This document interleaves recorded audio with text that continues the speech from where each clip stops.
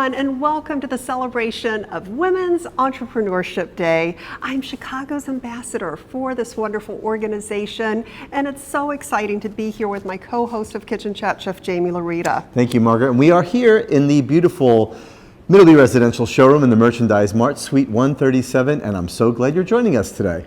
Usually, Chef Jamie, we have these celebrations in the showroom, and today we're virtually celebrating some amazing women in Chicago. But first, a little bit about Women's Entrepreneurship Day organization. It was founded by Wendy Diamond, who is such a great businesswoman, and she has helped empower through this organization 144 countries, their ambassadors, helping 250 million children and girls, inspiring them with all of the wonderful programs and things going on. Wow, so grateful to be here with you and our team in Chicago. Woohoo, the Windy City. Especially our incomparable, amazing, tireless ambassador, Margaret McSweeney. And thank you so much to Viking for supporting us and our movement. Margaret is driving and representing Women's Entrepreneurship Day's mission in your amazing city. And it is so important for us today to celebrate. I'm Wendy Diamond, and I am thrilled to be here today to celebrate with you Women's Entrepreneurship Day organization's WEDO. In 2013, I knew if we could create a simplified movement to uplift the 4 billion women on the planet, to create better futures for themselves, and ultimately achieve gender equality. We can do it. 7 years later, I am proud to say the WEDO movement is stronger than ever.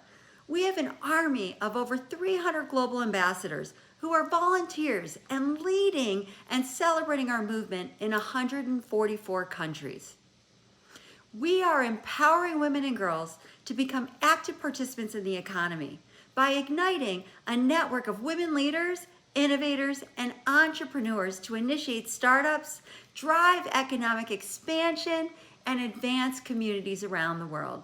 Sounds like an amazing, amazing organization. It is, and today we are honoring some wonderful women here in Chicago. The theme for the celebration is creativity and chaos, redefining the art of business. And there's been a lot of chaos, but I'm so inspired by what these women have been able to accomplish. Yeah, you know, and it's a great time for creation, actually. I think these times, Margaret, breeds creativity. I mean, it's like when we're down, we tend to go up. And these women surely are great examples of moving and growing upward. Yes. Well, up next, we're going to honor Rebecca Darr. She is the CEO of Wings, Women in Need Growing Stronger, a wonderful organization that helps women and children flee from domestic violence and get a new start in life. She has done so much for the community, and I'm so excited that Middleby has helped as well. Yes, for sure. I mean, Rebecca, she literally will give you wings. You know, that's how much inspiration.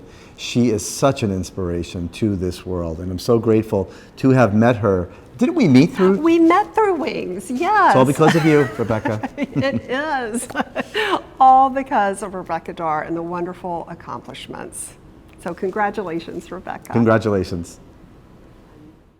Well, Rebecca Darr, it is such an honor to honor you through Women's Entrepreneurship Day organization. Congratulations for all of the great and impactful work you do for the community as CEO of Wings.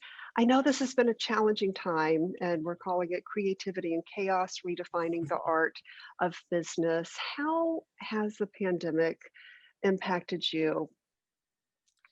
Well, sadly, given the business that Wings is in, helping victims of domestic violence to escape, we've actually been busier than we have ever been. And in my 21 years here, I've never seen this many calls for help, and just the support from the community has meant so much, but our staff have had to work extra hard, longer days, We've had to place people in hotels because it wasn't safe to keep them in the safe houses that we operate.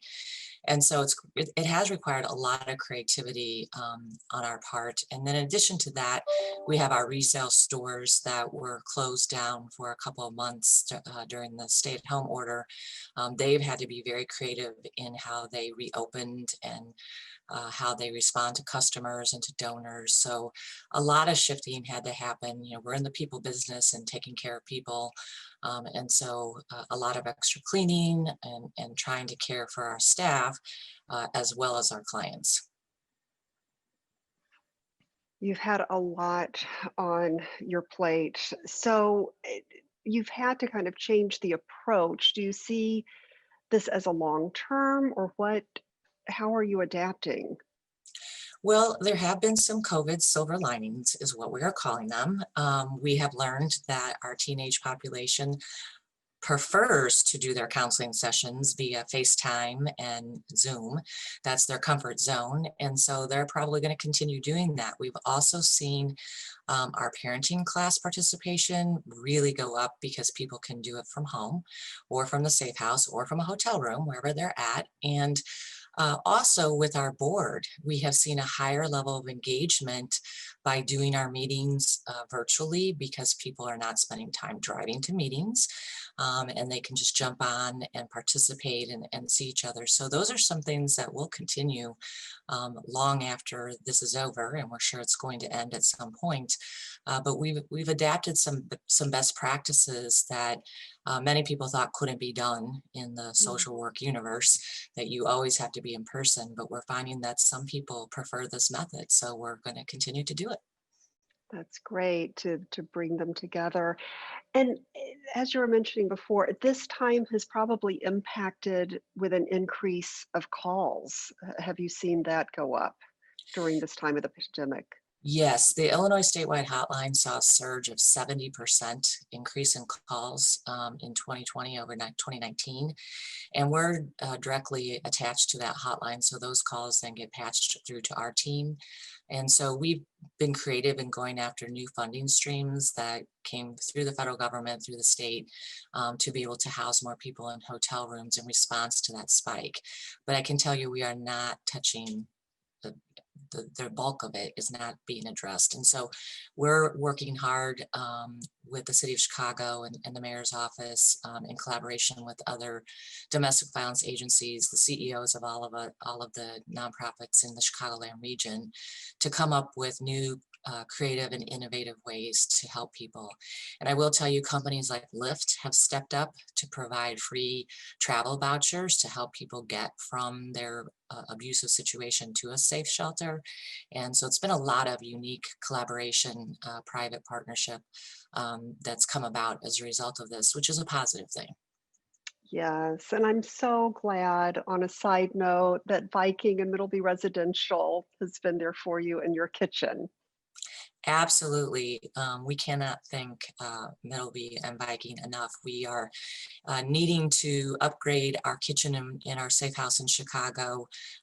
We had initially started with some okay residential equipment that just isn't sufficient for the numbers of people we're feeding every day. And so Middleby Viking has stepped up to provide some really great appliances for our new kitchen that the staff, particularly the chef, is very excited about. Oh, that is wonderful. So I think this is a great time to reach out to those other women and men who are watching this today and listening to this today. What can we do to help? Well, there's a lot of things that the community can do to help us to help the families that are coming to us. At wingsprogram.com, our website, it lists all those ways. It also has our very new innovative digital annual report that just went up yesterday. People can go and look at the impact because every penny, every donation that you give to our resale stores all goes to help us with our mission to end domestic violence for these families. And you can see the level of success and the return on investment for every donation is just huge. Oh, that is wonderful. We also appreciate the great work you do. What would you provide as a tip for those women entrepreneurs out there? You've had great success in your career path. What would be something you would share from your heart? So I have found myself at various times listening to the naysayers, the people who can't see the vision and therefore decide that it can't be done. And I have learned that the best thing to do is to just walk away from those people and surround myself with the people who see the vision and believe in the possibilities and get behind them. And I think that's the most important thing, is the persistence that that takes. And some days you just feel like you're dragging a freight train behind you. But at the end of the day, if you know in your heart where you're going is the right place to go, don't give up. Great words of advice. Thank you so much, Rebecca, and Thank congratulations you. for being an honoree today. Thank you, Margaret, for everything that you do. What a fun celebration honoring these great women entrepreneurs of Chicago. Thank you for helping Are you kidding? It's my celebrate. pleasure. I mean, all of these women are just in Chicago. They're just these pillars of inspiration and success. Every single one of them is not only a friend, but an inspiration to anyone watching this. I mean, I can't even think of better candidates. I know, such an honor to honor you, dear women entrepreneurs. And I want to encourage those who are listening and out there, don't be afraid to pursue your dreams. You can find the inspiration through other women and also men. You Yes. know, it's just not limited Hey, to look, women. you know, we're good for something. And it's always great to network. You've heard a lot of the tips from these women about networking and then helping others along the way. So please celebrate Women's Entrepreneurship Day. Check out the wonderful website as well for great resources. And also, always remember to take a moment and savor the day.